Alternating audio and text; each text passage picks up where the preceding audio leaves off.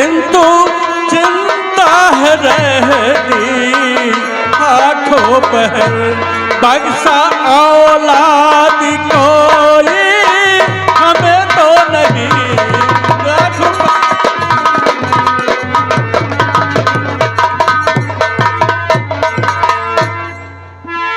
महामंत्री मान सिंह, भगवान ने हमें दुनिया की सारी सुख सुविधाएं, धन दौलत जायदाद सब दिया है, लेकिन मुझे एक औलाद बिन तरसा दिया है।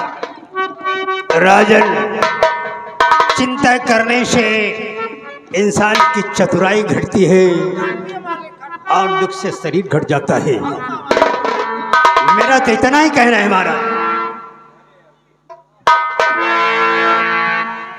तो इसकी चिंता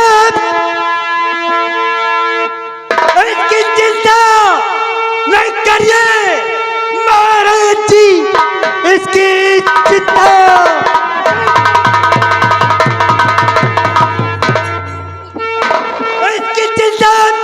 न करिए महाराज जी। कर्म के आगे चलता न पारा करम। होंगी जिस दिल प्रभु की और मेहरबानियां, दूर हो जाए गम, दूर हो जाए।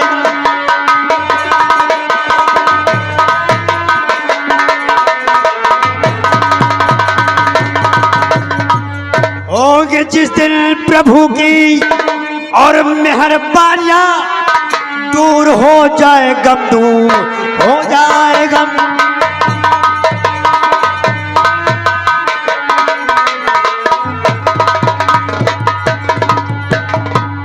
महाराज, औलाद का सुख भोगना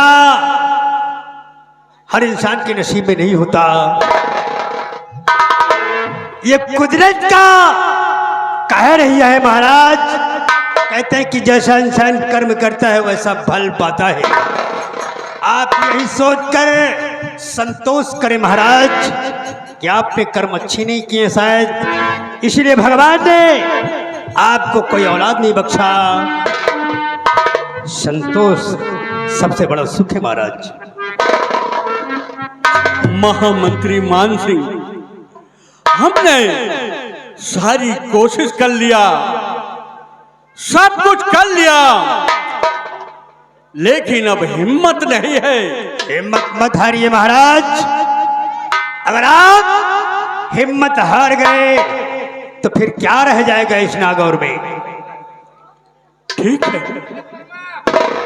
महामंत्री जी, आप बताओ हम क्या करें।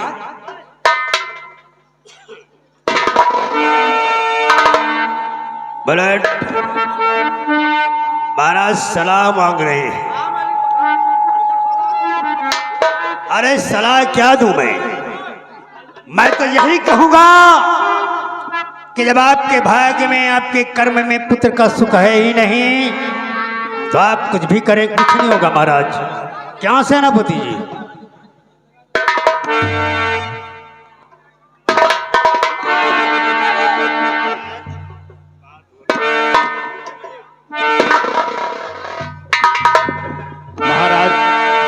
कहिए सेनापति। मैं भी आपसे कुछ कहना चाहता हूँ। क्या कहना चाहते हो सेनापति? इजाजत है। राजन, आप एक बच्चे के लिए तरस रहे हैं। आप सोच रहे हैं कि आपके न रहने के बाद इस रियासत का वारिस कौन होगा।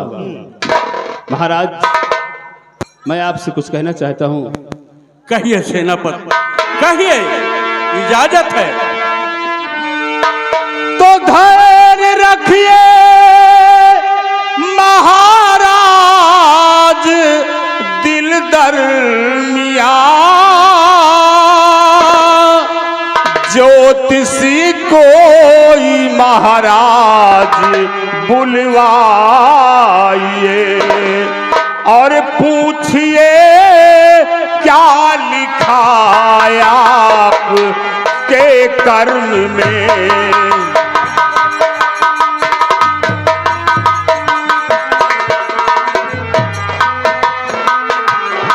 पूछिए क्या लिखा आप के कर्म में, पूछ कर भाग रेखा को सुख पाइए। पूछिए क्या लिखा आप के कर्म में। महाराज मेरी तो यही सलाह है कि आप कोई ज्योतिषी बुलाएं और अपनी भाग रेखा दिखाएं। हो सकता है कि आपकी भाग में कोई औलाद हो। महाराज आप क्या समझते हैं? इस पाखंड के चक्कर में पड़ गए, ज्योतिषियों के चक्कर में पड़ गए, महाराज पुत्रवान हो जाएंगे। कोई ज्योतिषी महाराज को पुत्रवान बना देगा? अभी बच्चों जैसी बातें करते हैं। महामंत्री मान सिंह, आप इन ढकोसलों को मानते हैं, पाखंड को मानते हैं, लेकिन मैं नहीं मानता। महामंत्री मान सिंह, आप हमेशा शुभ काम में अपनी टांग जरूर अड़ाते हैं। टांग नहीं अड़ा रहे हैं, आपको आगाह कर रहे हैं कि इस पाखंड के चक्कर में मत पड़िए। ये ज्योतिषियों से कुछ नहीं होता, महामंत्री का धंधा है। ज्योतिष महामंत्री मान सिंह, सेनापति ठीक कह रहे हैं, सेनापति ठीक कह रहे हैं। हम ज्योतिषी के पास अवश्य जाएंगे। कहो महाराज की जय हो। कहो दो। महाराज, महारानी दरबार आना चाहती। महाराज, महारानी महल से चलकर दरबार आना चाहती हैं। ठीक है, उन्हें मान सम्मान के साथ दरबार में पेश किया जाए।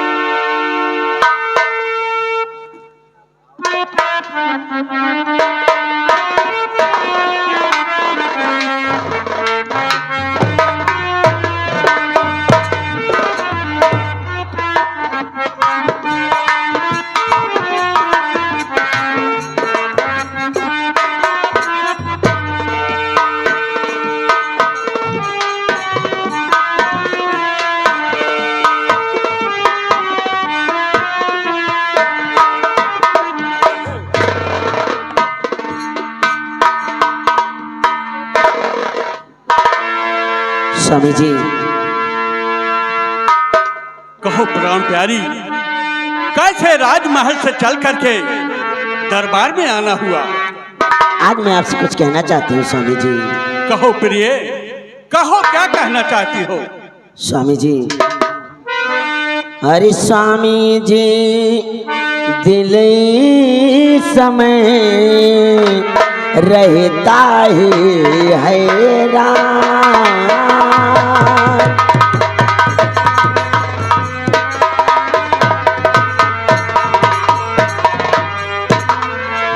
स्वामी जी, दिल समय मेरा रहता है हैरान।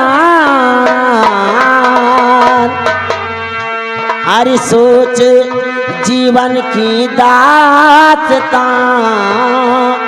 सोच जीवन की दास्तां, जैसे निकल रहे मेरे प्राण।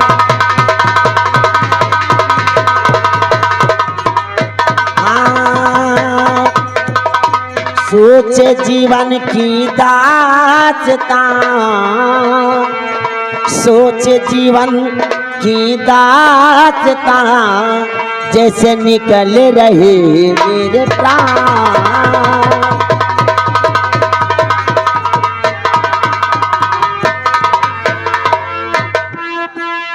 प्रिय, मुझे पता है कि पुत्र के बिना। स्वामी जी, यही बात तो मैं आपसे कहना चाहती हूँ। स्वामी जी, कहो। हर यही सोच कर दिल तड़पता हमारा, यही सोच कर दिल तड़पता हमारा।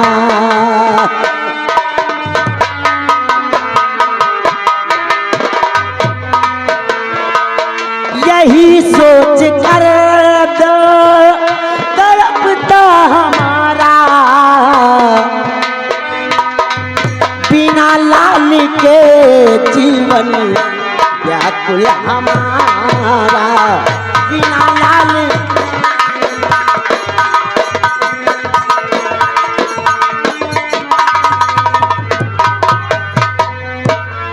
रात दिन तड़पे मेरा दिल, ऐ मेरे प्राणे पिया, लाल न कोई गोदी में, सोच मेरा तड़पे जिया। अरे लगता है मैं बांझ रह जाऊंगी अब,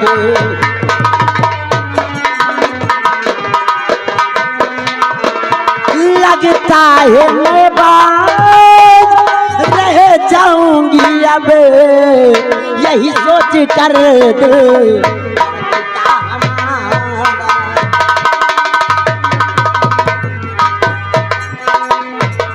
स्वामी जी, आज कितने वर्षों से एक बच्चे का इंतजार करते करते उम्र बीतती चली जा रही है।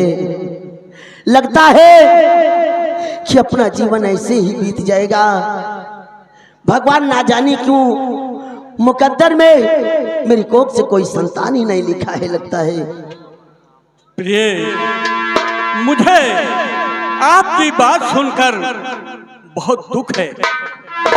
सेनापति ने मुझे एक सुझाव दिया है कि हमारे राज्य में एक जोशी है। हाँ, हम जोशी के पास चलते हैं, वहां अपनी भाग रेखा दिखाएंगे। स्वामी जी, प्राण प्यारे पिया, फिर न देरी करो, चल के बाबा को हाथ दिखाएंगे हम। और क्या लिखा भाग में जानेंगे साथ में,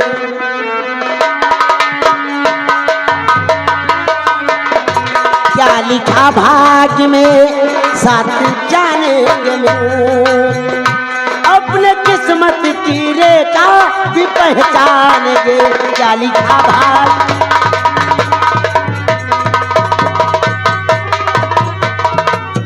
स्वामी जी, अगर कोई ज्योतिषी है अपने भाग्य की रेखा देखकर अपने जीवन के बारे में बता सकते हैं तो आप अवश्य चलिए स्वामी जी।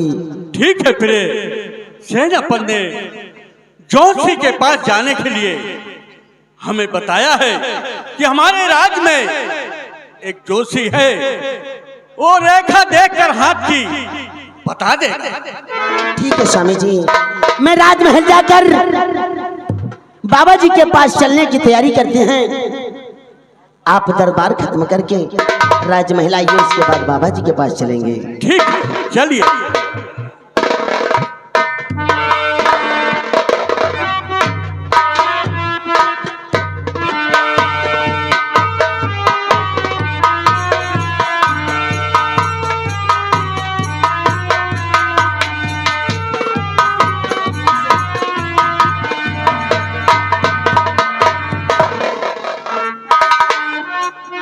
महामंत्री जी,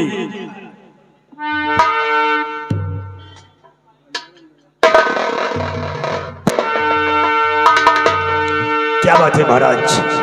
शायद आप इस बात से सुशंकित है महाराज कि इस समय हमारे नागौर राज में डाकुओं का आतंक मचा हुआ है। समुद्री डाकू सौदागरों का माल लूट लेते हैं। आपको शायद यही चिंता है क्यों महाराज? क्या कह रहे हो? क्या कह रहे हो महामंत्री जी? हाँ महाराज, शिकायतें आ रही हैं कि डाकुओं ने सौदागरों का जीना मुहाल कर रखा है। महामंत्री, क्या कह रहे हो आप कि हमारे राज्य में डाकुओं का आतंक फैल गया है? सेनापति, हमारे राज्य में डाकुओं का आतंक फैल गया है और तुम हमारी रियासत में और चौकसी बढ़ा दिया जाए ताकि कोई चोर बदमाश हमारी रियासत में प्रवेश न कर सके। आप चिंता न करिए महाराज, मैं इसी वक्त जा रहा हूं और जाकर मैं सीमा सरहद की चौकसी और बढ़ा देता हूं। राजन, आप चिंता न करें, जब तक ये गुलाम आपकी सेना में हाजिर है तब तक कोई दुश्मन हमारा बाल बांका नहीं करने पाएगा महाराज। मैं जा रहा हूं राजन, मुझे इजाजत दीजिए। ठीक है।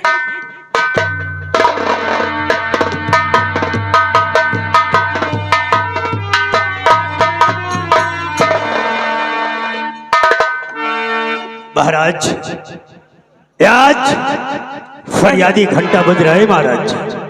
क्या कहा महामंत्री जी? हाँ महाराज,